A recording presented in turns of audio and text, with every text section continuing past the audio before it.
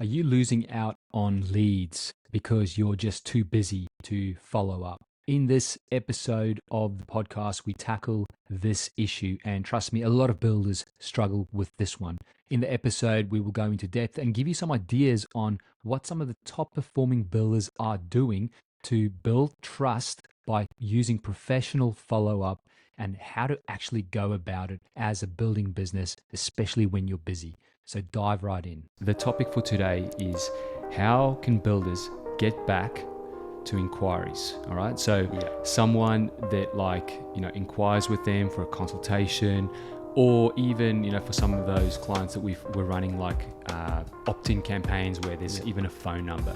So I want to dive a little bit deeper into this.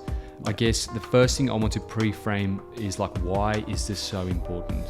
Why is it so important to get back to inquiries as soon as possible, and why is it important to bring all you've got to it? Well, it puts you light years ahead of anyone else. It positions you as highly professional, as excited. You're keen, you want to help them. There's a desire there that you want to help them, and all of your communication, your marketing also should be setting you as an authority and talking about you and how you understand them, and then you back that up when you follow up with them and how you talk to them. Yeah, it helps set the relationship off on, I think, the best terms from the beginning. Yeah. So yeah, I mean, anything initial conditions, like if you think in terms of any relationship, initial conditions, or even you planting a plant, right? If the initial conditions are not right, it's going to affect it later on. Mm-hmm. So this is literally you're planting seeds way before that. You know, people know about you as a builder way before you know about them. That's what it should be. That's what your marketing should be doing. But the time when they inquire, that's where you've got to really nurture that seed. Again, you should have been doing that all along the way before that, but now you've got to start nurturing that seed really well and really stand out. And I think a big reason why, I believe, is you might not be excited.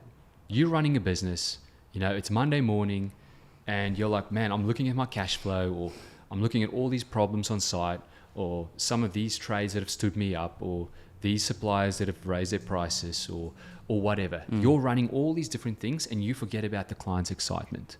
They are coming to you. They are super excited. They might have been following you for 6 months, 1 year, 3 years. They are excited. So you've got to match that excitement.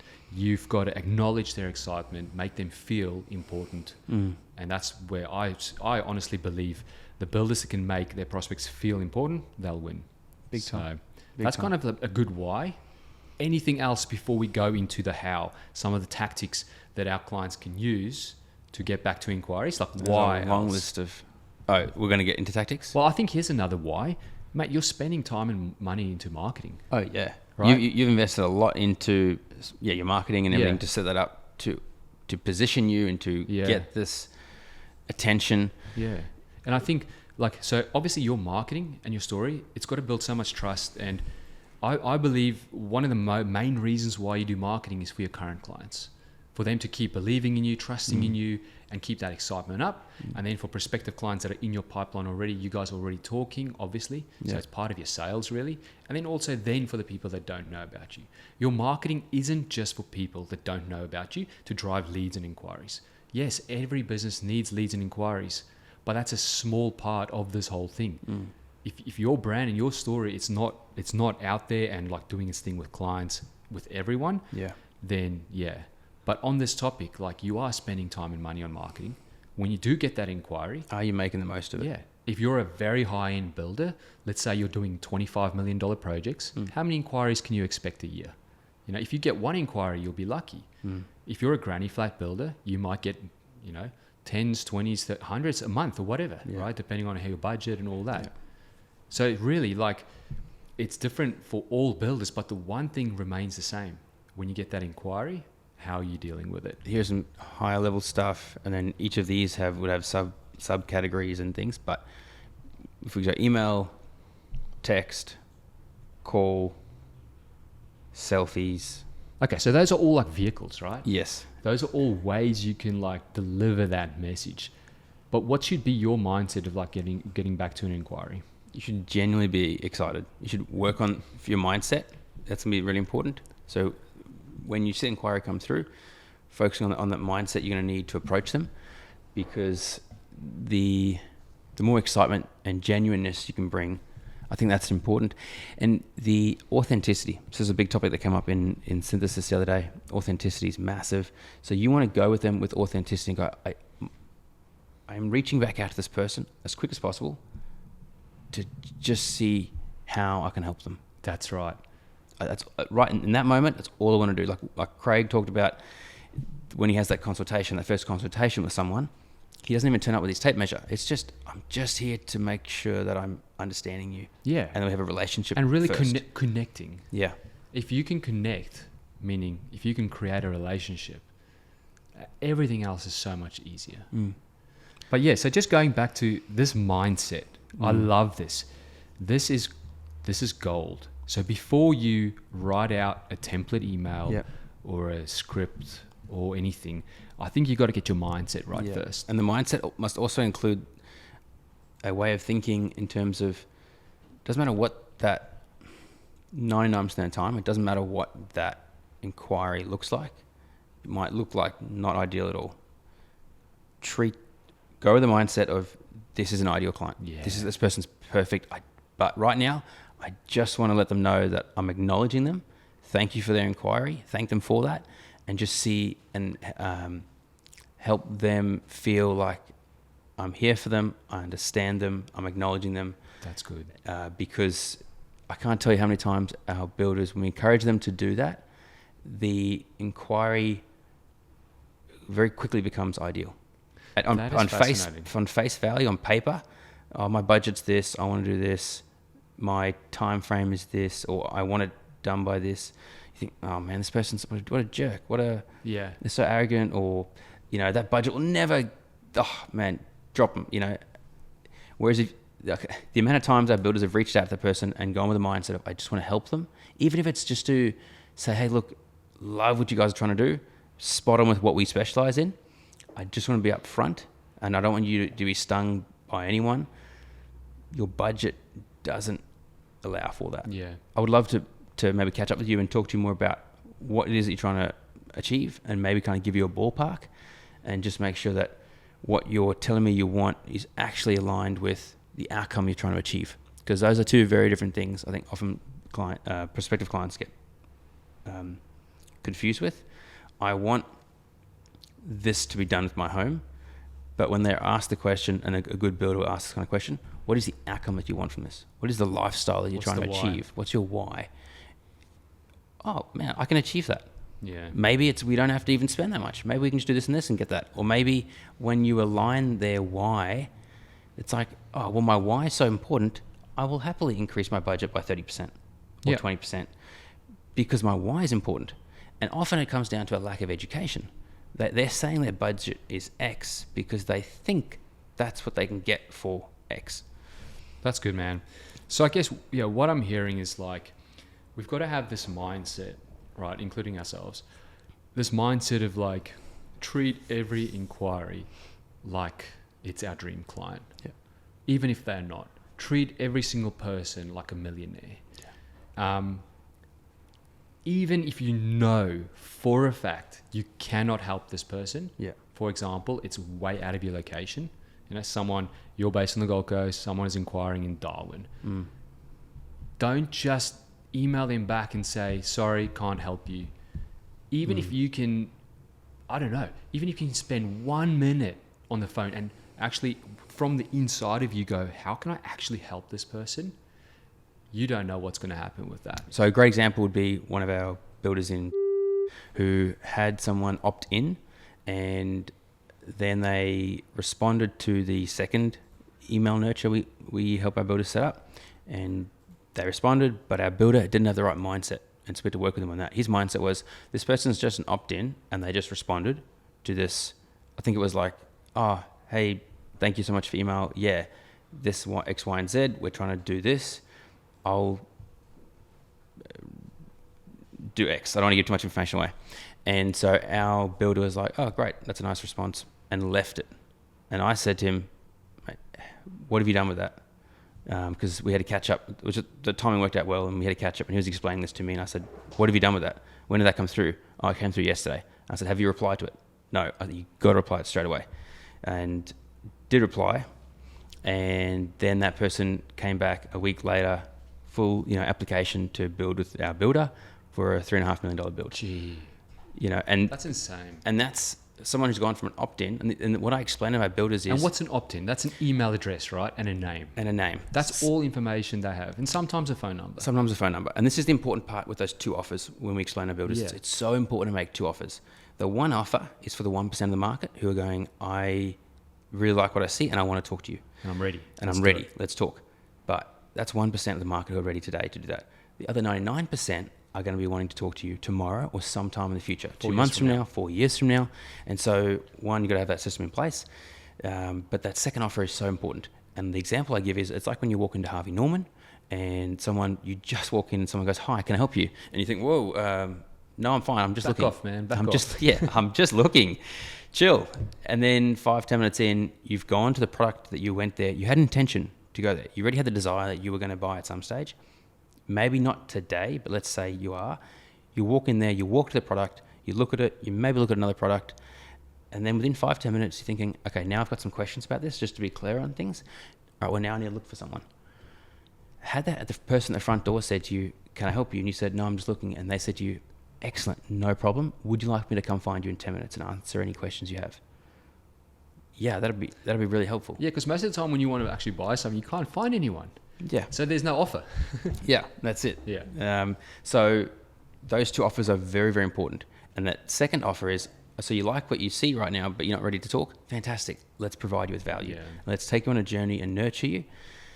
And so that person has literally put their hand up and said, I like what I see. It's more than just I want to build. Because what the asset we create and the branding and marketing we create for our builders is very custom to them. Yeah. So that person has said, I really like what I see with you. And I want to know more. I have the intention of talking with you at some stage. Clearly, I'm looking at building. Yeah, so you need both those offers. You need both those offers. Yeah. And then our builders need the mindset, here's a prospective client. Yeah. Maybe it's not this week, maybe it's next week, or maybe it's in 4 years. What all are you doing? That's right. To nurture and increase. Yeah, the automations we set up are going to do a huge help with that. Yeah. But what else can you do? Yeah. So like one of our guys who's asked for a number, some of our builders want that For name, email, and number for an opt-in. Yeah. He then calls them. Within, I think, for an opt-in, he leaves it 2 days 48 hours, 72 hours max. That's fine for an opt-in because they've said they're not ready to talk right now, so you give them a bit of space. But he definitely calls them. And then he will say, hey, it's so-and-so from ABC Building, and I just wanted to make sure that you got that asset, that it's provided you with value, and just understand what you are dreaming of doing one day. Yeah. It's a very soft approach.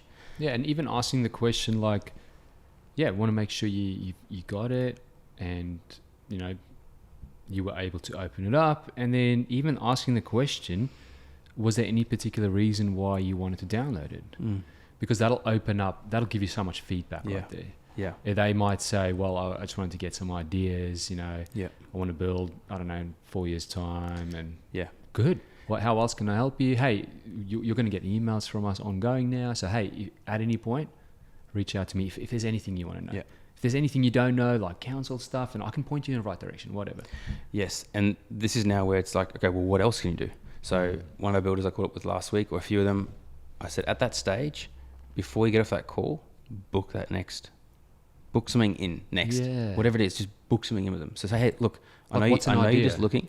You might just say, hey, I know you're just looking. How about I send you an invite and we just touch base over the phone in a week's time, a month's time, 6 months' time. Yeah.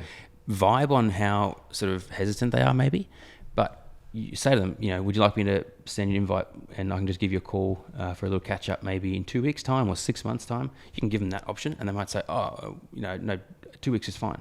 That'll be great. Or they might say, 6 months is fine, or 3 months, and then let them tell you. That's good. And then you kind of get Why do you want to do that? because that way you've got something booked in, and they're going to feel like this person's here just to help me. Yeah. They're not trying to push or sell, because you've told them, you've asked them, you've asked them, would you like me to touch base with you, or this is like the assumptive close. How about you're just assuming you're going to do it. Okay, how about I book something in for us?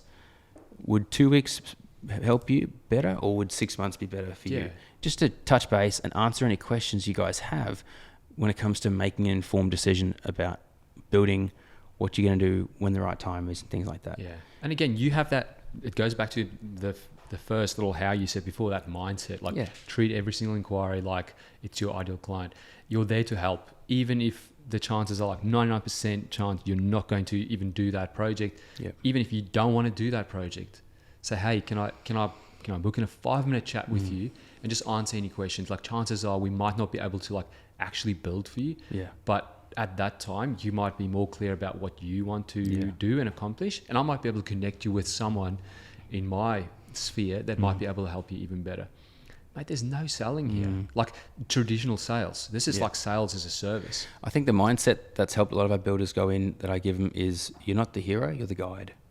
So your prospective client's the hero. So go in as a guide and believe, and that belief and knowledge to know I'm the guide. And if you look at any story, any movie, the hero can't get the outcome that they want. They can't get the girl. They can't slay the dragon without the guide's help.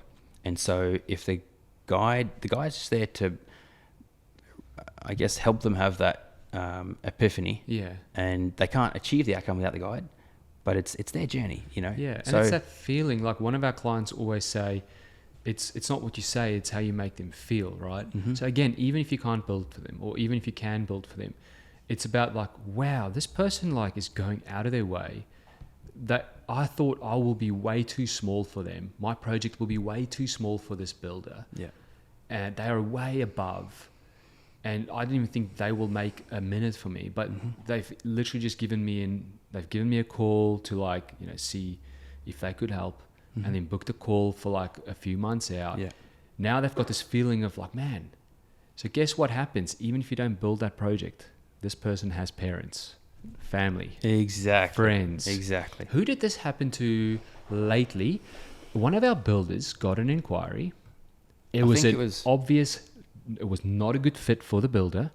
He helped the people by talking to them and just steering them in the right direction. And then they got a referral from that person within like a month or two. Do you remember that? Maybe it's happened a few times. I know, I just can't picture who it is, but I know of another story of like, I mean, we have a lot of stories, but like another builder who, the first person that reached out to them was a good fit, and they were busy designing, and that person was already referring people. And so then the next person who had been referred came, and then they entered that design preliminary. And because that first person had been so well nurtured, they were such a great ambassador. They were so well educated. They'd been in their system being nurtured for a long time. So they were, and that's a great way to look at this whole system that we put in place for our guys. You're creating, this message is for our builders, when you put all of this in place, you're creating really, really good ambassadors. Your marketing should be creating really good ambassadors for you. My mind is just trying to find this builder now. It was crazy. So like, I'm gonna butcher this, but like, let's say I think our client was like, he only did like $1 million+ projects, and then he got an inquiry for like under $100,000 or whatever, and he helped this person so much and guided them to the right, like someone else that could help that person. And then someone else came along with like he referred someone, this prospective client referred someone with like a 1.5 or 2 mil project or something, and it went ahead. It was nuts. And that's why I'm like, because we've sat at breakfast and so on with other builders, you know, with bad attitude, bad mindset. I'm getting these inquiries and blah, blah, blah. And it's just like a little bit of what do you call it? I don't want to say nasty words on this podcast. Not that I ever do anyway, but what's the, you know, just complaining the whole time, right? So it's like a complaint festival, right? They're complaining about, we're getting these people and all they want is this and they don't understand this. And, you know, we're just getting these prospective clients, right? Like this other client of ours that I can't remember who it was. if he had that same attitude, Yeah. he would not have received that No. other referral. But he took that first person in and treated him like gold. gold, and literally just created a great ambassador and then sent them back out Gee, on a it's like a salesperson, yeah and you don't have to pay that person. yeah That's crazy. Yeah, so I love that, mate. It's like a massive like mind. I was going to brainstorm like 10 topics, like I said in the beginning of this podcast, but I think we just got one out, and it's like mindset. You've got to, treat every client like your ideal client. The rest will follow from there. So I'm going to shoot some tactics that I see you do really well. So you try and communicate in all different channels, right? So we've got the automated system in place to nurture our prospective clients. Okay, so it's sending out that content. That's good. Our organic marketing, it's doing its job there. It's stirring the pot. Yeah. And then you are coming in and you're going, okay, cool. This is what I think the situation is with this prospective client. I'm going to send them this podcast. Yeah. I'm going to send them this case study story via email. And then I'm going to send them a quick selfie. Say, hey, I just sent you a podcast that I think is really relevant. And it is, because you took the time, because you're treating every prospect like our ideal client, there to educate them. So then you're sending a selfie video. And then you're doing this. And then you're doing like another text message like a few days out or whatever. Yeah. But you're doing it from I believe from your heart, because you want to help that person. Yeah. Even if you never sign that person up. We have prospective clients that have been in our pipeline for 5-6 years. We're great friends now. They've never become a client, and we don't care. Yeah. I mean, there's one guy, he used to drive a Prado. You know who you are. I know who he is. You know who he is? Yeah. He drives a Troopy now. Love that guy. He's never become a client, and we're fine with that. But it's about that relationship now. That's what you should be aiming for. Clients will come. Clients will sign up if you have the right mindset. Yeah. Anything else, like any other tactics, anything else you want How to deep quickly... do you want me to go? Well, okay. I'm going to set the scene again. Yeah. A prospective client has received a consult request with a filled like a questionnaire that's been filled in. Yeah. All right. It's really good. Let's assume they qualify. How do you get back to them? I would have an email template to send as soon as I can to say, thank you so much for this inquiry. I'll give you a call, and you might give a certain time slot that you block out every day. Or I'm going to call you Friday morning between 8 and 12. So at least you've acknowledged it. That'd be for someone who can't get back to it straight away. Otherwise, if it from face value, you go, yeah, that looks really great, and you have the time, Just call them straight away. Like what? And if you're, I don't know what to say, I don't know, spend some time putting together a bit of a script. Okay. And just So the general stuff that you could say. can I quickly ask, can I rack your brain? What framework should the script be? So it's not particular words, specific words, but what's the framework? The mindset, start with that one before you call them. I'm here to help them. Okay. I'm just here. If they're good, I'm sure you'll be excited. But if they're thinking, no, it doesn't look quite on par, it's about calling, acknowledging, thanking them for the inquiry. So number one is acknowledge. Yeah. And then seeking to better understand. Understand. What do you want to better understand? It's unlikely, depending on how long if someone's been consuming you for a long enough time, their answers to the questions will often be more elaborate. But let's say they've only been consuming you for a little bit of time, then their answer might be a bit shorter in terms of their why. So understand their why. Try to understand, how long have you been looking at doing this? Is it maybe just paint a real clear framework here? So again, number one, you said acknowledge them, which is great. Then number two is better understand. So within better understand, let's break it to the most simplest form. It's what is your current situation? Yes. So tell me about what's your living, so what's your house look like now? Yeah. Or, do you have a house? You want to formulate your question there. Yeah. So we looked at their current situation. You want to understand that. And then you want to understand, okay, well, what are you trying to achieve? What do you want it to be like? So it's almost like their desire. The future desired state. Future desired state. And then understand why is it important for you to make that migration, moving from current state to future desired state. Yeah.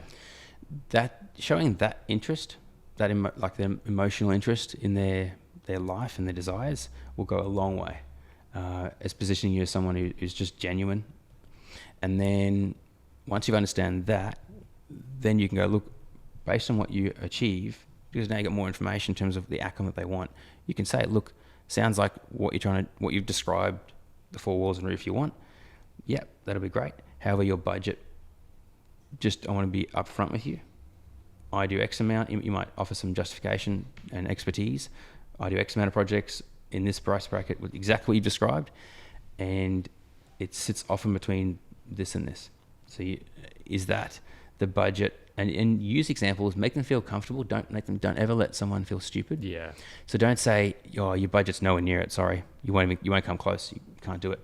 Say, look, a lot of the people we work with will often come to us with very similar to what you've described there, this kind of outcome that they want, and they've said to us, well, this is our budget.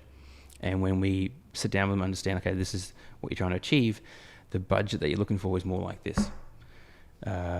That's good. So it's almost like it's not asking them what is your budget. It's more saying, okay, cool. So the way I understand it is currently you're living in a 2-bedroom, 1-bathroom house. You want to extend that out to a 4-bedroom, 2-bath, double garage. Yeah. The reason why you want to do that is because recently you've got a few more kids, you've got 2 more dogs, and so love that. I mean, that's exactly what we help our clients do. When our clients come to us and they want something like that, their budget expectation is normally between 600 and 800,000. Like, is that in line with what you were expecting in terms of your budget? And it's a nice range. It's not like, saying... And you're saying to them as well, like, one, it's positioning you as someone who works with many people like them. You're talking about, okay, look, all of our clients come to us with similar existing state, similar future desired state. And if their budget is off, you can, say what you said there in terms of, so when our clients come to us and they're wanting that kind of change in their life and that outcome, their budget often sits between here and here. And look, a lot of we do have a lot of clients that will come to us, and this is not their world. They come from this background or this background, this background, and so often their understanding in terms of what their what they can get for their funds, it doesn't always align. So they might say to us, they'll come to us initially saying, I've got 500 and I want to achieve this. And I'll say to them, look, what you're trying to achieve is more like 600, 700, 800. And so then once we establish what's most important, it might be a case of, they just thought they could achieve it for 500, but the outcome is really important for them. And so then we go ahead and we can build it for 800 because that's on par. So you're just describing to some and helping them understand it's okay if you thought that's what it costs. Realistically, it isn't. And then kind of opening the discussion up to, I guess essentially you're trying to get out of them, is that just what you thought you would allocate? And what we want our builders to understand is just because they say they have 500 doesn't mean that's their limit. That's all they have. That's all they have. It might be as simple as a lack of education. Yeah. They thought they could get that for 500. They're willing to spend 800 because 100%. The outcome is more important. Yeah, and it comes back down to value. Like if what they want, what they desire, that value far outweighs the money that they're going to give. They're going to give it. If it's too much money for them, then it's just not valuable enough for them, and that's fine. So that's real cool, man. I like that framework. So I'll just quickly go over that again. So, first on this call, you want to acknowledge them. And I think this call could take 5 minutes. Depends on how much the client talks. So number one is you want to acknowledge them, say, thank you for your inquiry. I really appreciate it. It's good, whatever. And then maybe build some rapport there. Where by now you'll know the address. Cool. What's around that area? What do you like most? I don't know, something like that. Depends on how much rapport you want to build. I think just keep it simple. Number two is better understand them. So, A, you want to understand their current situation. B, you want to understand what is their future desired state. You could flip those two around as well if you want, but make sure you get both of them because you want to know how you're going to actually help them. How you're going to, and if you can, state it back to them. State it back to them. Yeah. So A, current situation. B, where do you want to go? Future desired state. 3, why is this important to you? If we accomplish this, if you accomplish your future desired state, what will that mean to your life? What will it mean to your family? The why's got to be strong. If it's just a nice to have, then it doesn't matter how much money you propose as a builder. It's going to be too much money. Then D is stating the budget from other clients. So state the budget, before they even state the budget. Hey, our budget is 300 grand. Oh yeah, no, we can't do 300 grand. Just you state the budget. Yeah. You say normally for clients that want to go from here to here, you know, they can expect budget. They normally expect budget 600 to 800. Does that fit in with what you were expecting? And then the next part is probably, and you always talk about this, is then frame the process, frame the journey ahead. So now you're like, okay, cool, this might be a potential fit. Yeah. This is where we're going to go. So you're mapping out the journey. So how do you normally map that out? So let's say that conversation's gone really well, and often our guys underestimate. Well, in words, the person maybe can't really explicitly explain or share their feelings towards you. This might sound weird, but if someone's been consuming you for a long time, they're going to have emotions towards you and the brand. So when you call them, often they're genuinely, if they've inquired with you, they're genuinely excited that you just call them. And the faster you can call them, the more surprised they are.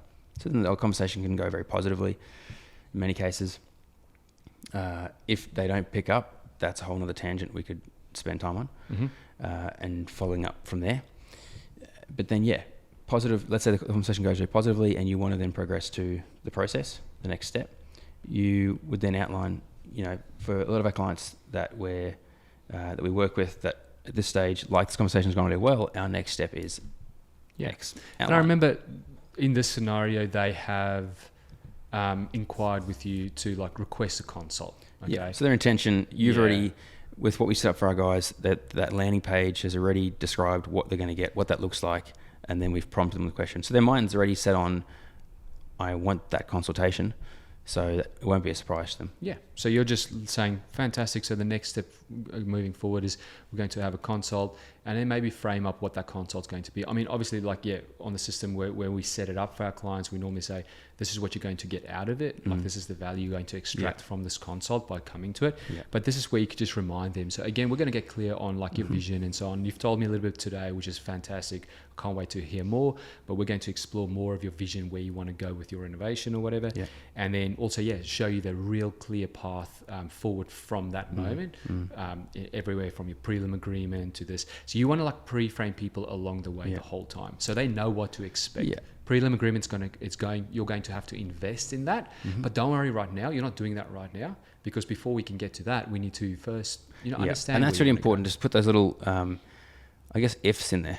You didn't use an if there, but it's like, don't worry about jumping ahead. We first need to assess this, and then if this is right, we can progress. Yeah. Let's look at the project.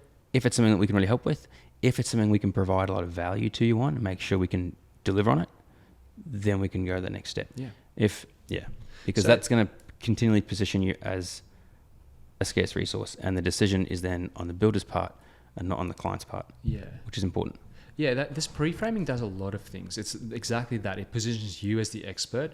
They know what to expect next, so they don't have to try and create a process for you. You have the process, but it brings value to them, because they go, okay, so prelim agreement is going to be the next thing after we've had the consult, and my investment's going to be $3,000, $5,000 or whatever. So I know what to expect. But right now, I'm not locking in for anything, because that might not even happen. Yeah. But what happens from this point to them actually paying that invoice for that prelim agreement, you're now building more of a relationship with them. You're educating them, and again, you're building this relationship. So if it's right at that moment, then they'll go ahead. But right now, they don't have to worry about that. Now, before I move on to this next part, for some of our clients, we do paid, they want to do paid consults because they get too many inquiries. They might be higher volume and so on. And that can range anywhere from 500, 200, 500, 1500. That's right. So we've had a few clients do even that.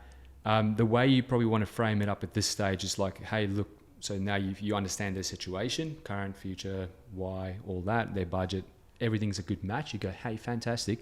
The next step of this is, by now you'll probably know the consultation, that investment is $1,000. Because we stated on the landing page, and they went through that, so they kind of know. But sometimes people miss it. Just say, hey, I just want to be 100% upfront with you. This consult, the investment is $1,000. This is what you're going to get out of it. You want to sell it again. First, we're going to get clear on your vision. So you're selling it the same way. Yeah. And that's a really good one for builders that are extremely busy. you're giving them value through this call. You're giving them your time in this call already. But the next step is they've got to pay for this consult. Yeah. Then you can do it there. We ran a webinar with Richard from ProCalc, how builders can charge for this consult.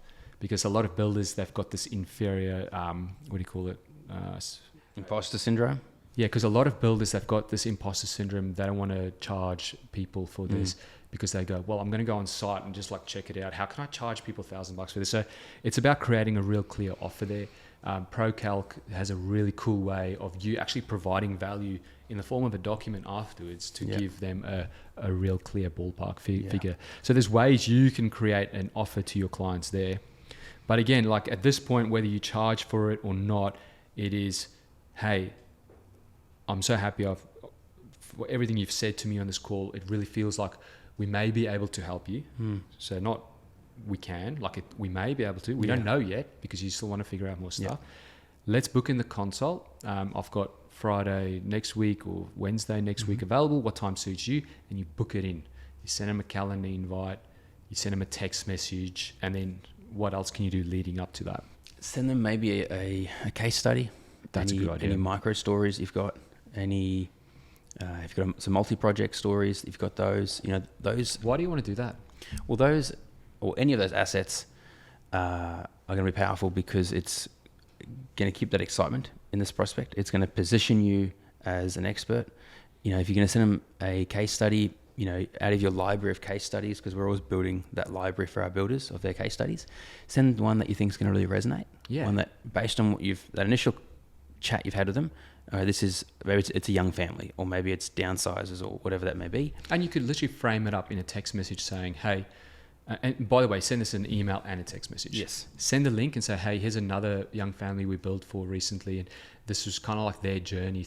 I thought this might be of value for you. Yeah. Because you're providing value. Yeah, pre-framing is important. You want to give them the lenses to which you want them to watch it. It's like if you create a 4D, 3D movie, you want to give them those red and blue glasses before they walk in. Otherwise, they're not going to get the value. They're not going to enjoy it the way you've designed it to be. So that's good. And that's why builders, because a lot of builders always ask us, is like, how many case studies do I need? Start with one quality one and then build out more depending on the different target markets that you have or different levels of target markets. And against that, going back to the understanding their situation in the call, current state, future desired state, then go, okay, cool. This couple or this family that I'm talking to right now, that's their desire, that's their future. Let's go have a look at our case study library. Which one relates the best there in that journey? Which one had a similar current state and wanted something? We're going to put that, because what that does is it pre-frames what's going to happen if they go ahead with this builder. And it'll pre-frame them to see someone who was in their position prior to working with you. And they can relate. And go, this person, that's literally us. That is where we are right now. We have that same desire, but we have the same obstacles in our way. Oh, wow. And this person has the outcome already that we want, and they went with builder ABC. Therefore, if we go with builder ABC, we can move from our current state to our desired future state. That's it. That's perfect. The other thing I mentioned was the multi-project stories. Yeah, why? So they're really powerful because your prospective client's going to watch that and go, oh, wow. It's that snapshot of the on the inside. It can be looking at projects anywhere from 6 months ago. 6 months ago, just handed over through things that maybe something that's in design phase, even right through to every stage of the build. But we'll spend the morning with the builder and visit these different projects, talk about these different projects, and then outline, who are these clients? Why did they come to you? What are they trying to solve? What was their why? Why did they choose you? What are the challenges on a build like this, and how are you going to be overcoming those challenges to get the client to that desired outcome? That's cool. So it's positioning you as an authority. It's getting someone excited to show this is the progress happening on the inside. And also currently. It wasn't 2 years ago or 3 years ago or last year. It is, hey, so when you text this thing, here's a snapshot of our projects that we're currently busy with. I hope you get some ideas out of it. Yeah. Again, value. This is the value you're going to get from it. Man, that positions you as an expert. Huge. Because who wants to go to a business? I don't know if it's the same with you. Like whenever we're like in some weird place that we're not like somewhere else. You're going out to a restaurant. And we're looking for restaurants. or like coffee. I know this happens because you and I, we wake up really early. Whenever we go to a workshop or whatever in Sydney or Melbourne that we host, we'll wake up super early. Andres he sleeps in. And then I look for coffee that's open right now. And then I look for like reviews and images or their Instagram and see have they been busy lately? Like, are they current? Yeah. So this is a good way for you as a builder to show that you're current. Like, and that's a whole other model to talk about on another different day, but that gravitational pull. So if you're showing that you're busy with X, Y, and Z projects going on at the moment, gravitationally, you're going to pull people in. Yeah. But if you're not showing that you're busy and you look quiet, then there's no gravity. It's like, what's got more gravitational pull, Jupiter or our moon? Well, Jupiter is way larger. So imagine that you showing that you're busy, you're going to pull people in. It's almost like, success creates success, right? Yeah. I love it. Like multi-project, like our clients love that. I think it's something they've got to do at least once a year. And the cool thing is builders can do that like once a year. You don't have to do it every month, luckily, because you could show like recent projects that you've just handed over, so you can go on the finished project site and go, this is what the clients, they were in this state and they wanted this and they wanted it because of this, and this is what we've created for them. And then and then maybe something in progress at the moment, you might be finishing it off, like finished details, or a project that's like midway through, like framing's going up or whatever. And then, like you said before, one that's in design. So you can talk on all those parts and you can show you're the expert. You can show why clients approach you first as opposed to other people in the industry. Yeah. And you get to talk about where the most value is being provided on this relationship or on this project or, Yeah. So, it's about like really showing, like just moving back to, okay, cool. So we've booked the consultation. You've got assets. Sometimes even, I recommend our guys sending them the overview again. So never assume your clients have watched any of your stories, unless let's say you got on the call and they said, we watched your overview story. Send it again anyway. Send it again. Yeah. And say, hey, I just want to send you this leading up to our meeting. And if it resonates, and that's the key part, if it resonates, I'm really excited to see you at the meeting, because then you've again given them the lenses to go, oh, if this resonates, then this is a good thing and he's excited to see me. That's it. Whereas if it doesn't resonate, well, then there's no point wasting your time. That's right. So it takes them back to the why, because the business overview story, it's got to create this sense of, obviously as a business, you need to communicate your why and why clients come to you, and everything we do in it, like visuals and everything, is around the why, the family, the hobby, like everything. It's, and a little bit of the home. It's not about the actual bricks and all that. So again, it's like changing their frame, like what you said before. I love that, because now, like if they see it, like, I don't know, an hour before this meeting, it might just change the script of this meeting from the clients going like, so we want this, we want to remove this column over here, we want to do that, like, to like you being the guide. What do you think we should do? We want family. We can't wait to invite family over here for Christmas. Or when we've got a big family, we always celebrate birthdays here at home. We invite everyone into our home. We want this feeling going on. Is that I specialize in helping families create the home and the space for their community. So never assume they've watched the overview, send it again. So again, I'm going to go back to, you've booked the consult. You are looking at all your assets that you can send them to provide more value, not just to sell yourself. Again, mindset is about helping people. Help. So how else can you help them? And then maybe just writing out, okay, cool. There's the consult. It's at 12 p.m. on Friday. Just go minus 2 hours. I'm going to send my overview. Minus 24 hours. I'm going to send them this multi-project story to show what I've been doing, what I'm doing, what's in the pipeline, show that certainty.